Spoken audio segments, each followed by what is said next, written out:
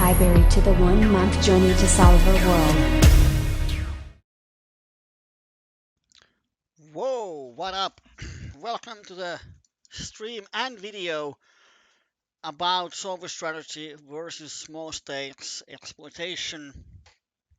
And the concept is simple. We use PLO Visions to check out how solver plays certain flop situations or turn situations, and then we can use PokerJuice to see could we exploit normal small stakes player on those situations.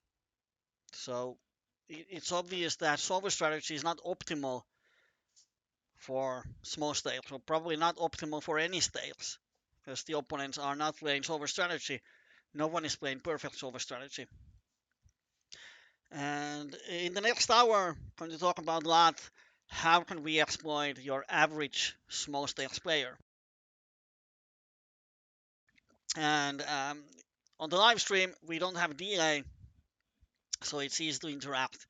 And how PLO Visions work, it's an app that gives you the presentation of solver strategy on certain spots. And there's a learning module and practice module.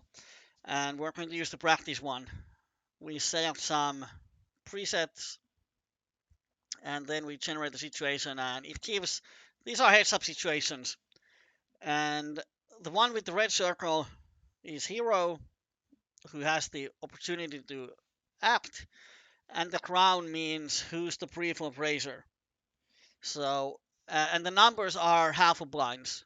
Solver use half blinds, so it can cope with small blinds and so on. So number 193 is actually 200 BB stack after 3.5 BB open raise. I lost my lucky chips.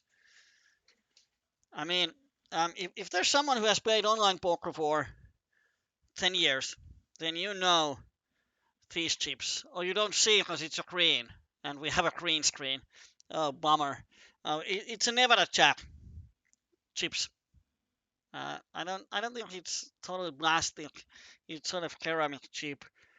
But I can remember the site.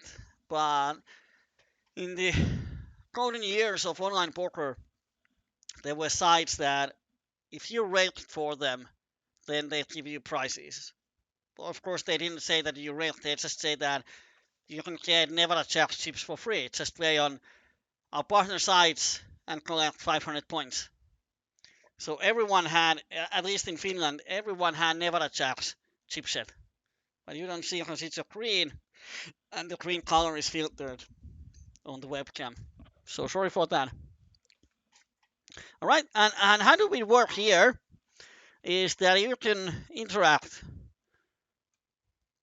We have A6, Ace 863, double suited. We have open button, flop is 10-5 deuce, big blind checks. And the question is, do we check or do we bet 3/4? And now you can say what would you do, or what you think solver would do, and does your opinion change if it's in the small stakes? Too bad that we cannot export the hand history. I don't think we have. No, we don't have. Because it would be awesome that if we could just export the hand history and then just paste it to PokerJuice, then I would be drooling. But, oh, it changed. Never mind. Okay. Same board, but we have a different hand. And now we are out of position. So should we lead out or should we check? So let's forget about that ace 863. Well, let's do that one first. I'm very sure that solver would check back. Because I don't know if that's a cut shot. And it doesn't have any blockers to anything. I don't think it would bet this one. But let's say that we are on the small stakes, blind versus blind. And then our hand was ace 8, 6, 3, something like this. And the flop was then 5 deuce. Oh, different suits. Oh, no, it's right. Oh, it's not. So let's make it right. It doesn't really matter because we don't have a flush draw, we don't have a backdoor flush, but at least it looks nice. My question to you is, can we see bet here without any equity? Do we have enough fold equity on this board? Because solver doesn't think do we have enough fold equity, probably because it has perfect balance in his ranges, opponent has perfect balance in calling ranges, in raising ranges, and so on. So it doesn't care about do we have fold equity or so. Solver doesn't make those kind of exploitations. It just cares for balance. But let's say that big blind has wide range here, 50%, and he would open aces. So the question is, how often opponent calls us on the flop? We are crushed. He has 70% equity versus us. But let's say that opponent would call with any 10, any overpair, any two pairs, any flush draw, any straight draw. I think that's a reasonable range. So any flush draw, any straight draw, any 10 or better. And the question is, how often opponent has one of those hands? And the answer is 66%, which means that almost 35% of times he doesn't have a hand and he's going to fold. So if we want to bluff, then we have to bet like half a pot. So in general, it's not the spot we really want to bluff. If the opponent is a tied one, let's give him 30% range. And let's see, does it affect the fold equity? No, it actually goes lower because he has way more tens in his range. But you see the difference is not really huge, 66 to 72. So 10-5 deuce is a board that we don't want to bluff without any equity. We don't have fold equity on this board. But what about here? Normally, my approach to small stakes, for beginning players especially, is that we don't lead in heads-up pots. We don't have a donking range on the flop. And the reason is that it's really hard to have any kind of balance in our donking range. And then when we create somewhat balance in our donking range, it screws our check raising range. Because often when we start to donk, it creates more problems than profits at small stakes. As at small stakes, people in heads up pots, they see a bit too much, so we can check raise strong hands if we want to, or play another way. When we get up in stakes, and opponents start to understand the thing called balance, it means that they don't see bet here always. They start to check back, which means that then we need to start to lead out some hands if we want to get money onto the pot on the flop. So on PLO then and over versus random opponents or non-good regulars, I wouldn't donk in heads-up pots almost ever. I check everything and then just check raise all the hands I want to. If the opponent is a good reg and this is a board he's probably going to check back very often, with this type of hand, I would lead. We have a top pair, we have flush draw, we have two backdoor straight draws. I would definitely lead here. I don't know what solver does. It's not strong enough to check raise. You could check call, or you could lead. It's a kind of board that doesn't need either one range, so I don't really know how solver plays. But solver wants to check. Yeah. I don't know what he's going to need here, and that's not the topic today about it. Okay, let's assume that solver checks and opponent bets 75. Is this strong enough to raise? I wouldn't. If we had this would be ace of hearts, and we have a cut shot topper and not flush draw, then I would raise, but I think this is a call. Yes, I got it right.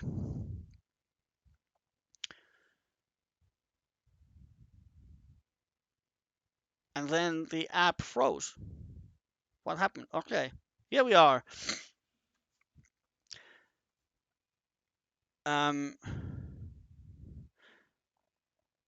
Not open-ender with the flush draw. They're not flush draw. This is probably a hand that I would check raise at small stakes. If he has a tens, we have a nice equity. If he has kings, we still have decent and nice equity. And it's kind of poor that if we want to raise anything else than sets, then these are. It would be nice if we had a backdoor straight, backdoor flush draw or not flush draw, but I think this is strong enough to check raise. And I think this is a board that Sommer wants to check every time, and then opponent bets. I would raise at small stakes. I don't know what you guys would do. I think without the nut, flush draw solver is going to call. Yeah, solver is a pussy. He doesn't raise here. He doesn't raise anything with queen jack six. Not even double suited.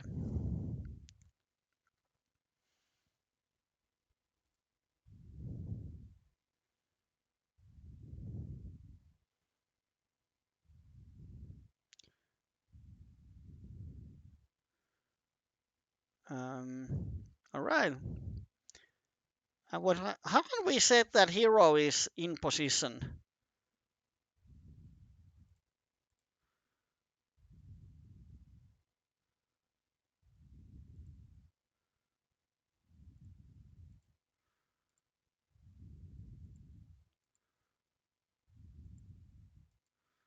Let's add some options.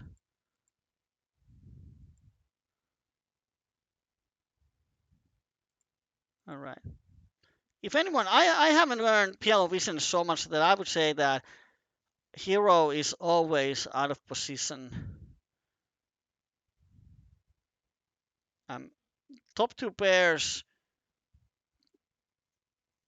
yeah, it's 100% check.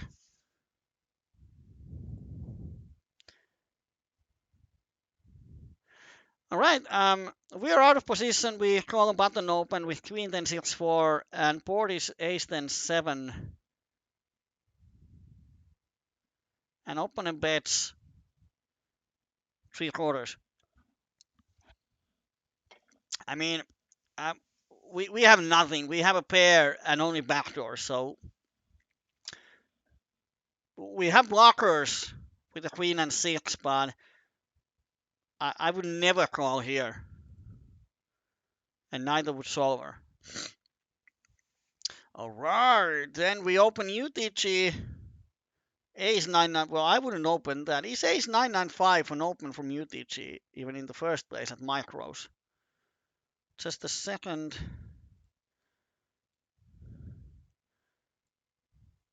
Whoops.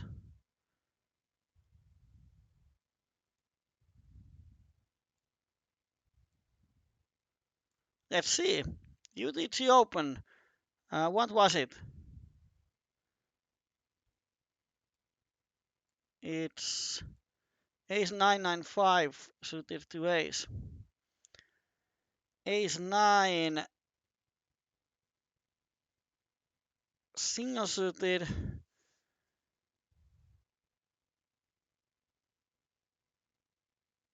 Why doesn't it give us ace 9-5? What?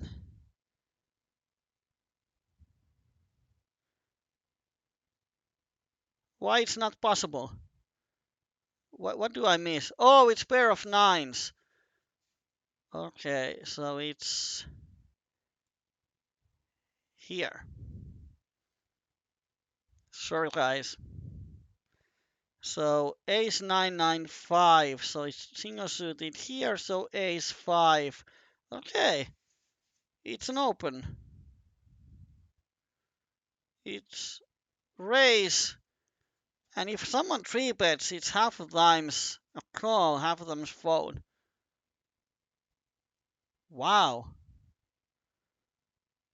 Do I miss something, guys? Open from UTC and versus a three bet. Single suited, it would be a call. I would never call a 3-bet with this hand out of position. I'm a bit lost here.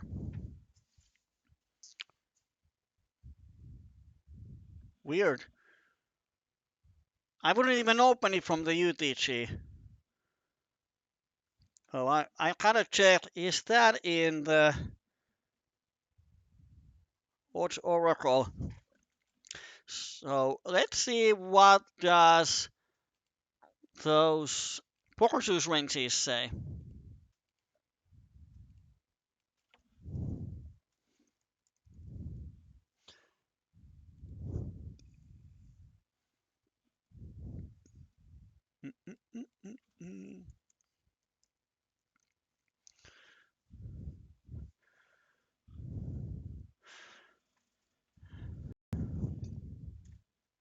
No, in PokerJuice ranges it's not open. On top 50, what about top 20? No, it's not there. Okay. So it's a bit of even. It's the bottom of the UTC opening range in Solver. In PokerJuice, it's not. I wouldn't open this one. But when opponent checks, do we have the fold equity here? Jack 4-3. We have the ace and 5, so we have the blocker.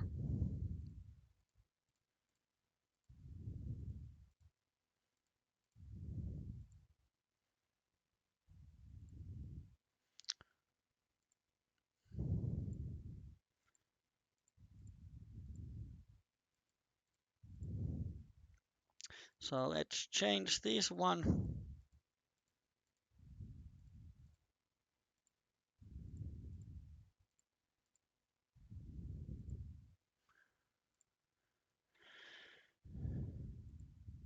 So once again, the opponent now, his coloring range is same kind of continuation range. Jack plus, and now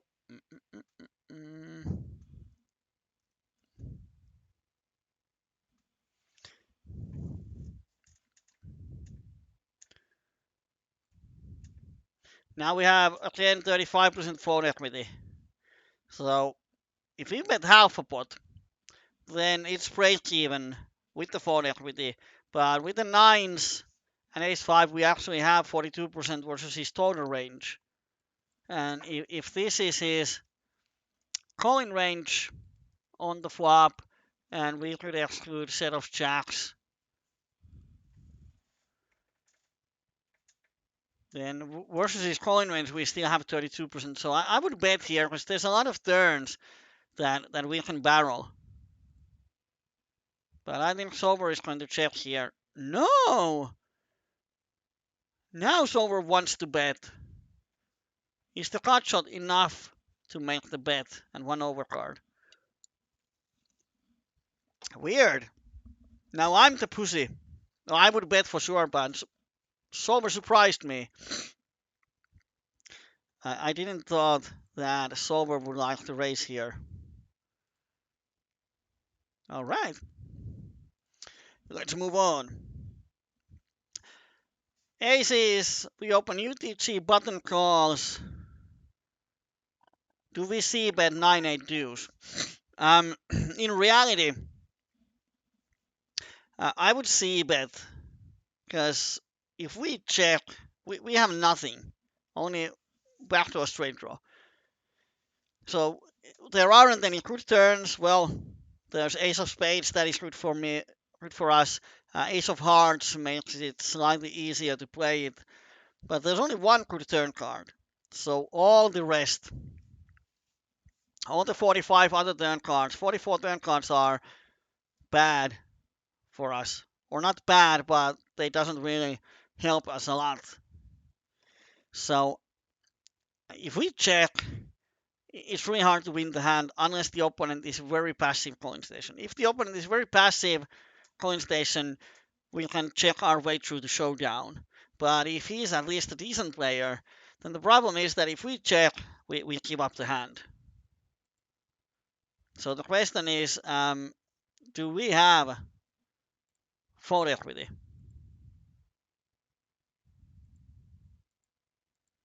So let's see.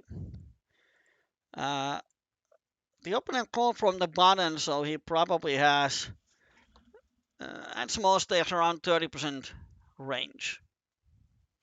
And the board is 9-8 deuce with flush draw. So the opponent is probably going to call with any 9, any 8, jack plus, any flush draw, and any straight draw. So probably quite wide. Oh, we have 5-3, sorry. We don't have the top pair.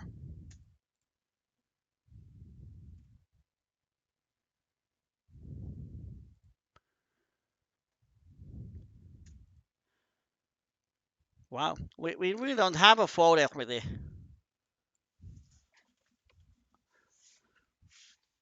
That's a lot of times it hits the board.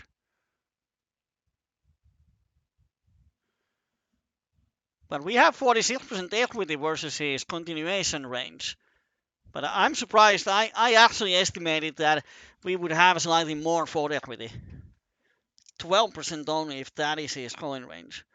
But versus his coin range, we have a high equity. I stand corrected. I wouldn't bet because we don't. I estimate that we have around 30% fold equity, which makes that if we bet 1 out of 3, we win the pot right away. Rest of times, we try to get the showdown for cheap price as possible.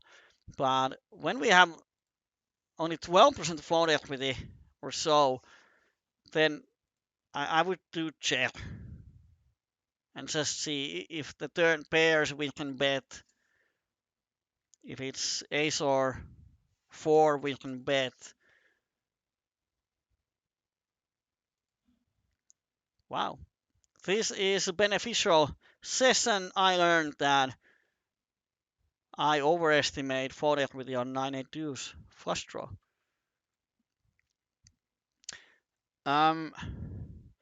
We are on the big blind. UTG opens. We are on the big blind. My standard line here would be to check raise, because the UTG doesn't have a 6 that often.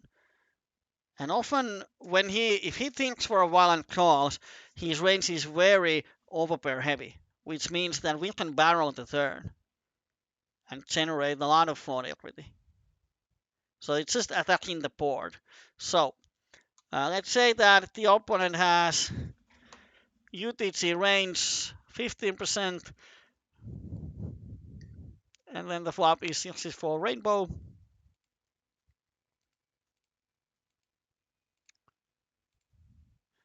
Um, 664.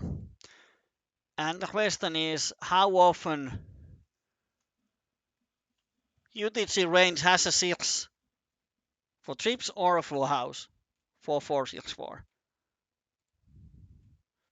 What would you estimate? Tight UTG opening range. How often he has a trips or full house here? I'll give you a couple of seconds to think. You can write it on the chat if you like to. You might get virtual points. 8.5% means that if he folds everything but the 6 or better, we have over 90% fold equity. Okay, let's say that he would probably call if he's a rail and knows that I raise often. He's going to call with queens and better. So now we have combined fold equity of 60%. And if he bets half a pot, sorry.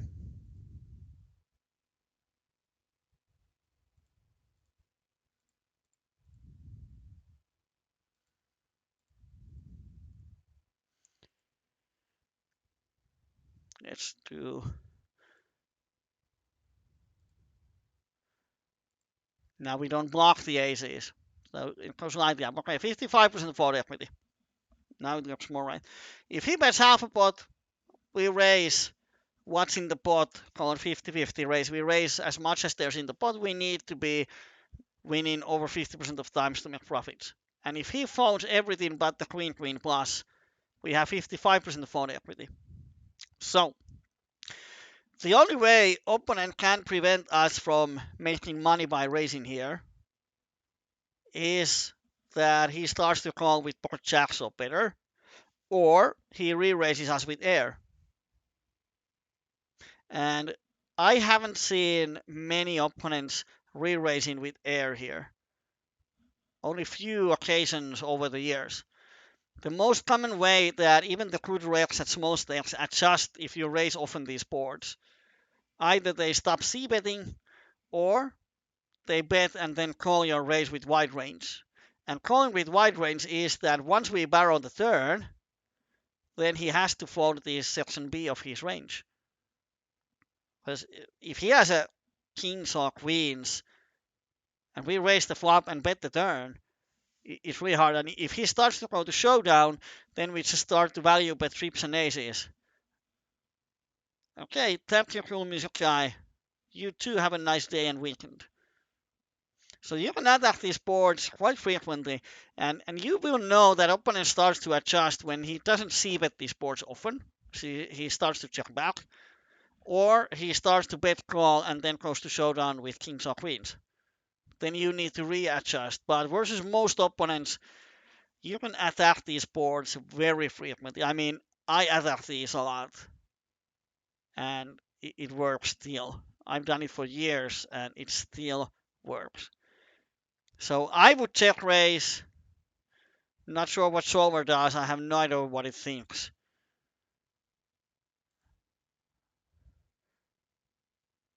I would raise, but solver would fold. Yeah, because solver is a pussy. He doesn't exploit opponent. And now what you have seen that people start to bet really small, 1/3 or 1/4 of the pot on these boards because they have seen chain enders making small bet sizings on some boards, which gives your raise even better odds. And they never bet 1/3 with the trips. It's always a crappy hand, and it's easily exploited. Okay, top set, giving nut full house, 7 nuts, and a straight flush cut shot.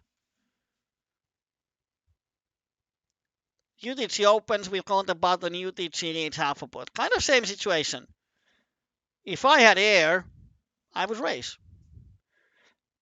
And we want to have some kind of balance in our ranges. We don't have to be perfectly balanced. It's enough that we raise with air, and then we raise with 5, and I would probably raise sometimes with 8-5, because if he has a 5, it's vulnerable. So our raise is not always a bluff. It can be bluff heavy, but we have to show every now and then that we actually have a 5 in our raising range too. Then our checkback range, not the checkback, calling range here, or flop check call. This 8-8 is a fine hand because it doesn't need protection. If he has overpair, he has 2 outs.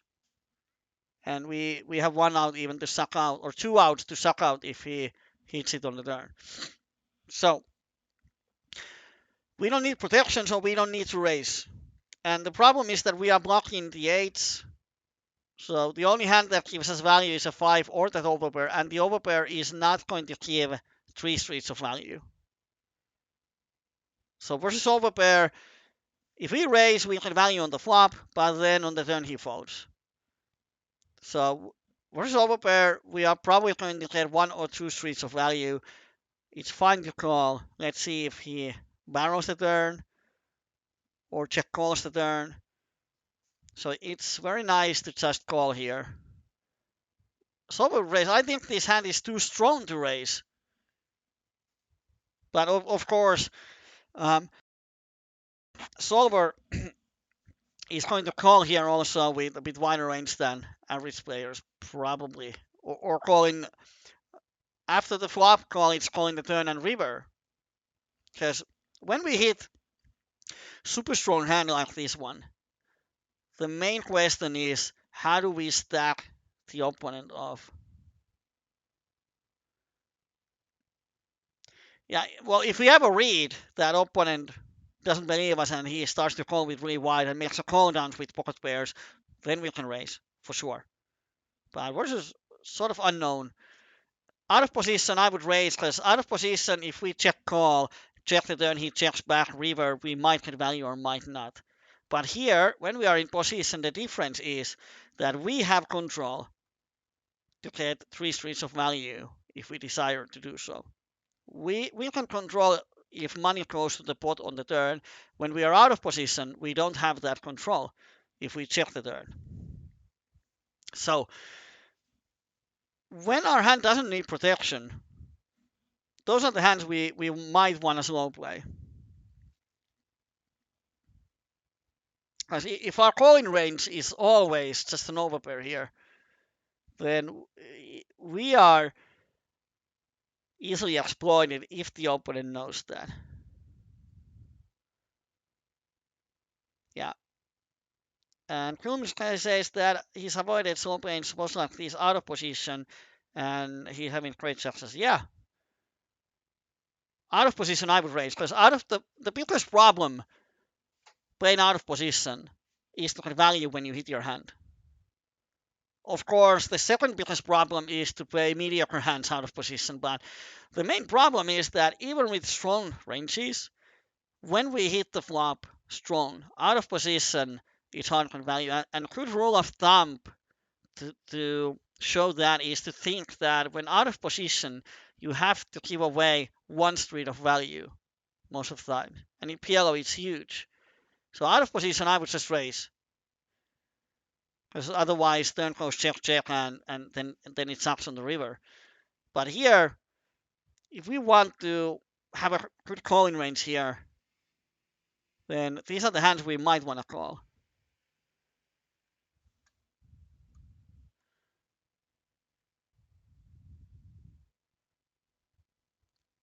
But if I ever read that I've been raising these boards often, an opponent doesn't want to fold on those ones, then make a small raise, bet half a pot on the turn, and just track him into the pot. Hope he hits his flush or 5x for full house, whatever. So don't get me wrong, raising is not wrong. I just think that if the opponent is a good rep, then having this hand and he can, if the hand goes to showdown and he sees that okay, I can call with really strong hands, it helps the times when we call flop with non-nut hand, because he cannot cap our range when we call. So it's kind of contradictory that I would call here to have balance in my range, while on the other hand, I always say that fuck balance at small stakes. But versus good reps, call versus call happy passive good customers, make a small raise, versus acros, make a small raise, induce them to have a brain fart, and so on. I don't know why this hand is here.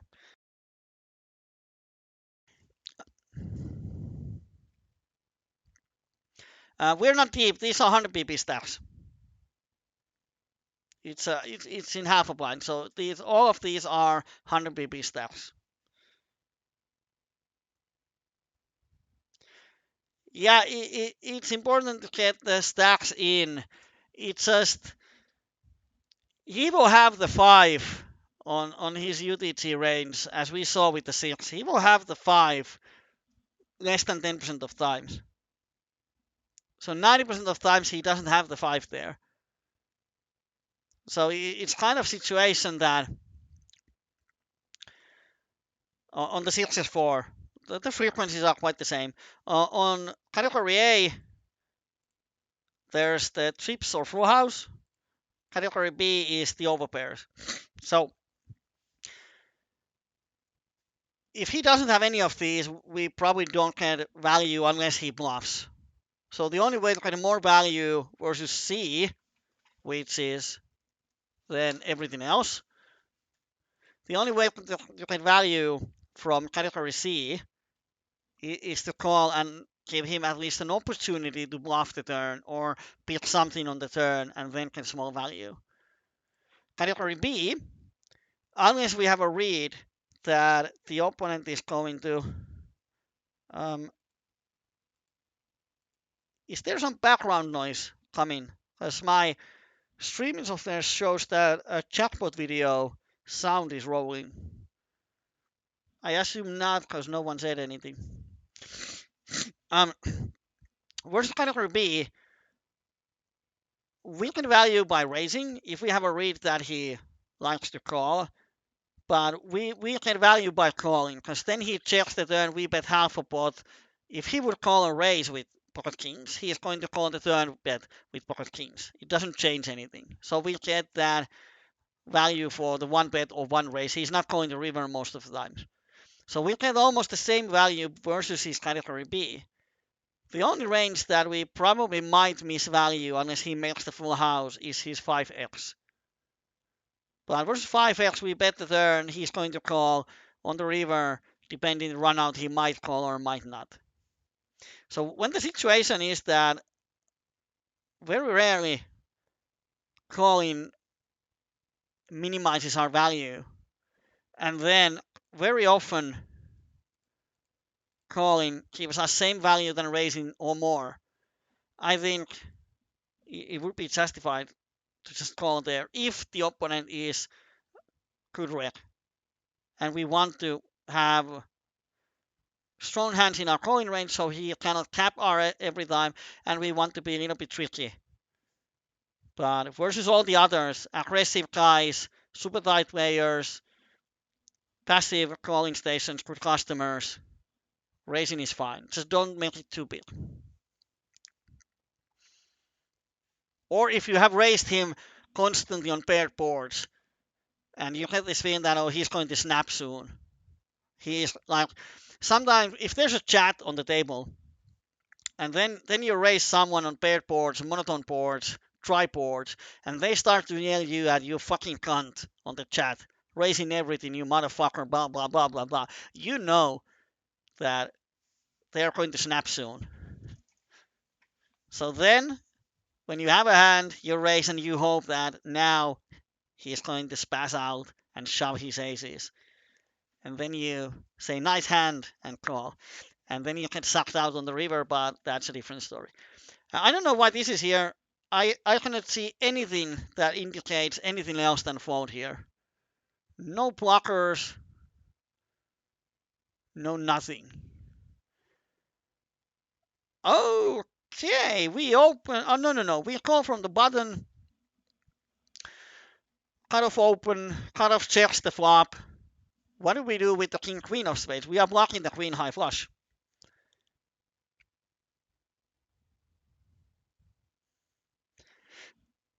And we have options to check or bet 1/3. At small stakes, I prefer to bet half a pot as bluffs as with values. Because with 1/3, when we actually make the flush, we miss a lot of value because we can't get the pot big enough to get the big river bet. So I would use half a pot. Solver doesn't. But do we bet or do we check back? And the thing is that if we bet all of the high flushes, then our betting range is capped and unbalanced. The question is, does that matter at small stakes? And I would say that no. I don't mind having a capped range because the only way opponent can exploit that is that if he triple barrels with ace of spade blocker. Because once I check back, then I often have two pair, straight, or small flush. And then if he bets the turn and I call, then I will have some hands with showdown value, flushes, straights, maybe two pair with the straight draw or something like that. So if he then fires the river for two streets, you need to start to pay attention what he has there. And then it becomes poker. You have to understand what the opponent is doing better than the opponent understands you. But I would say that on PLO 10 and over, you shouldn't be too worried about someone making barreling bluffs with ace of spade blocker here. They don't. PLO 20-25, some aggressive reps do that. And when you see someone making a 2 or 3 barrel bluff, and especially betting the river, some guys bet the flop and turn and chicken out on the river. Make a note. If they bet flop, turn, and river with ace of spade blocker, make a note. If they bet turn and river with ace of spade blocker, make a note. And if they bet the river with that blocker, then when we flop the small flush, just make a call down.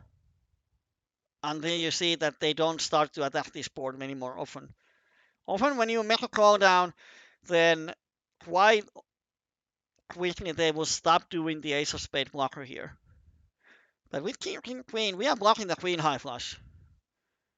So if opponent checks, the question is, would he check with the nut flush? And the answer in small stakes is pretty much no.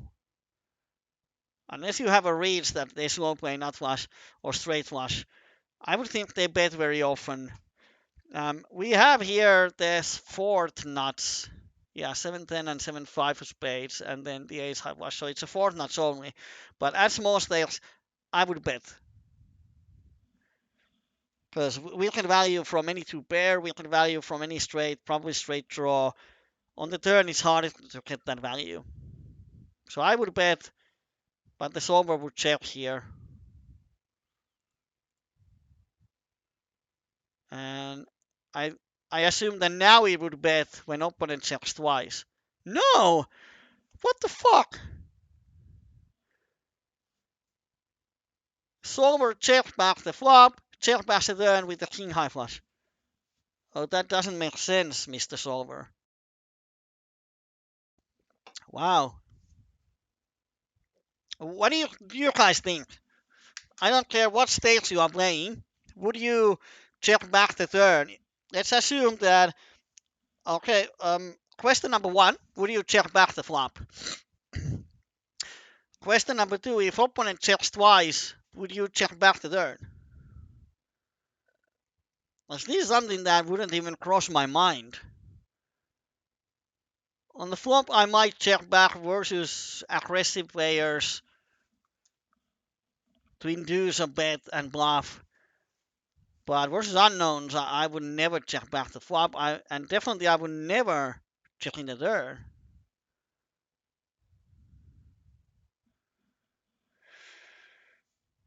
Weird.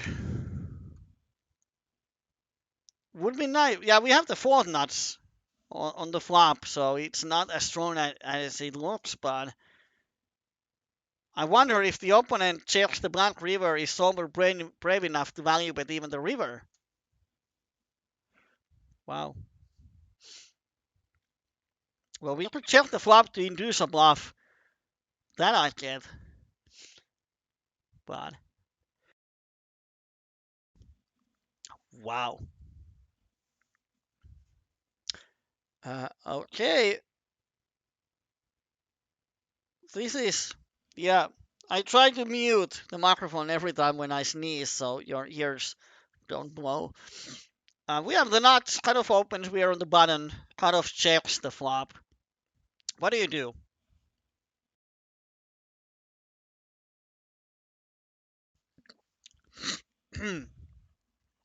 I know what I would do.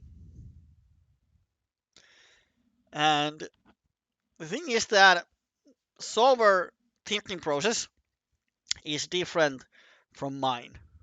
That shouldn't be a surprise.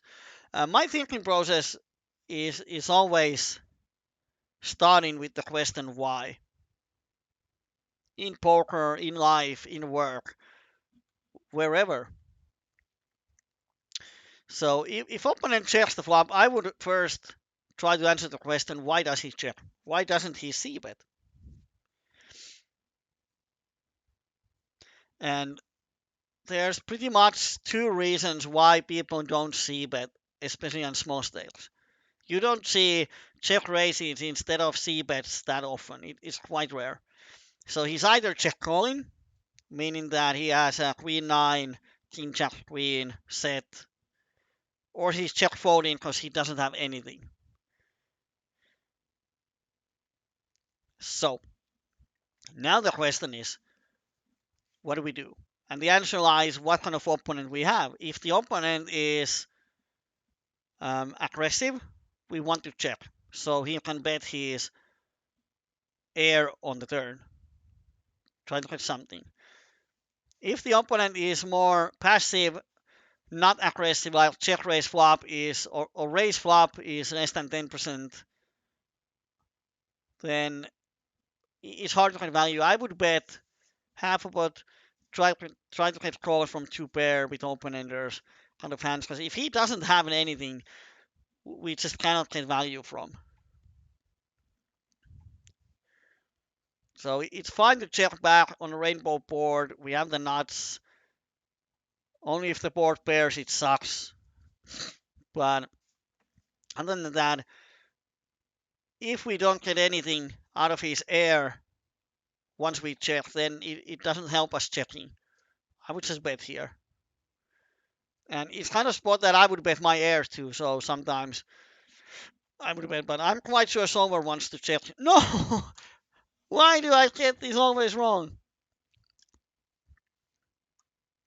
If it was rainbow, it would check. With any backdoor flush draw, it would bet. I tried to outplay the solver, but I can't get to his head. He wants to bet. Oh, solver, you surprised me. Let's do a few more. UTG open, button calls, UTG checks the flop. Well, if I had a queen, queen, 6-4, I would bet the flop. I mean, let's go back here. BB call from the button, 30% range. Once he doesn't 3-bet, we can often exclude AC from his range, and the flop is 8-8 deuce rainbow.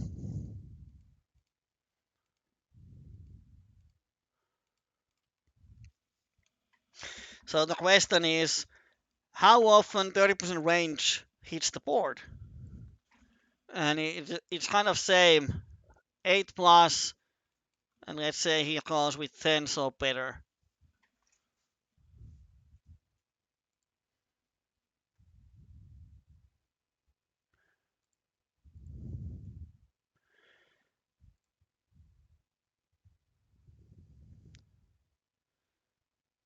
Wow, he has 8 or better 16% of times. That's weird.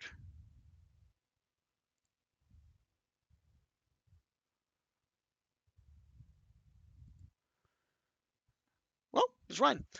So we have around 56% fold equity, assuming he calls with pocket tens. And I know a lot of players that versus UTG range, they would fold pocket tens and jacks here. So pretty much the threshold is that he calls with pocket tens. If he folds pocket tens, okay, what happened here? My pile of empty cans just collapsed. If he folds pocket tens here, then we have 60% fold equity, so we can bet half a pot. And half a pot c-bet has to work 1 out of 3 times. So as long as this number stays below 66, our c-bet is profitable. So even if we put here 9-9 plus any overpair, it's 46. So these rainbow disconnected disconnected paired boards are quite safe boards to c-bet half a pot with all of your air. If you don't know what to do, bet half a pot. Because the only way opponent can prevent you from making money is to float you with air or raise you with air. And that doesn't happen on PLO 10 all over. There might be one or two players who does it every now and then, but 99.9% of times, no one does that. If there's a flush draw, the fold equity goes slightly down. Like, let's make it monotone, and here let's make it 10 so better, and then the C is hearts. Half a pot C bet, if the total number is below 66, we can still make it. And you can see it's 62, so it's marginal. But we often have equity with even overcards. So, and on this board, if you have tripocket 10s or GT range, you often fold them. But especially on the rainbows boards, you can see bet half a pot easily. So I wouldn't be in this situation where Solver put himself. This is a fold because he has nothing. But I would see bet half a pot, and the button folds often enough, guaranteed. And these are the spots where you can increase your win rate a lot. Because I've had a lot of students who often, when they have a king queen 6-4, they check the flop, then opponent bets half a pot and they fold. So they do what Solver does. They check fold these boards when they miss it. And all they have to do is to change that on the paired rainbow boards, always see bet half a pot. On paired boards, always see bet half a pot. Unless you have other plans. But as a default, of your air, bet half a pot. And I have had a lot of students where doing that, and monotone boards is another one where you can bet half a pot, and if opponent folds at least 1/3 of his hands, you make profit. So if opponent folds half of his hands, you make profits. And on average, they have the flush 1 or 5 times maximum.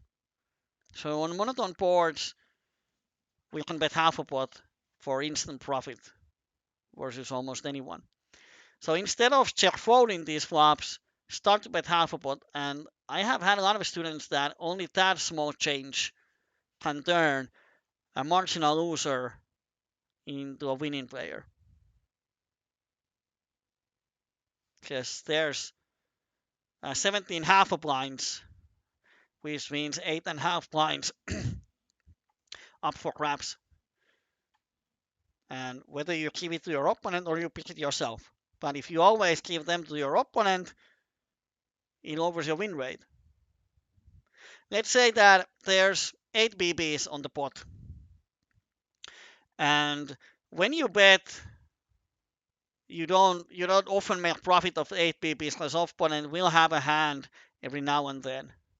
But let's say that on average you make a profit of 2 BBs or 3 BBs when you make the C bet. And if you check, you give up the hand. So if the value of the bet is 2 BBs, and you get the paired board or monotone board twice every 100 hands, and you always check fold them if you have air, versus you always bet half a pot, and on average make a 2 BB profit. If that happens twice every 100 hands, which is probably close to the frequency, then the difference to your win rate is 4 BB per 100.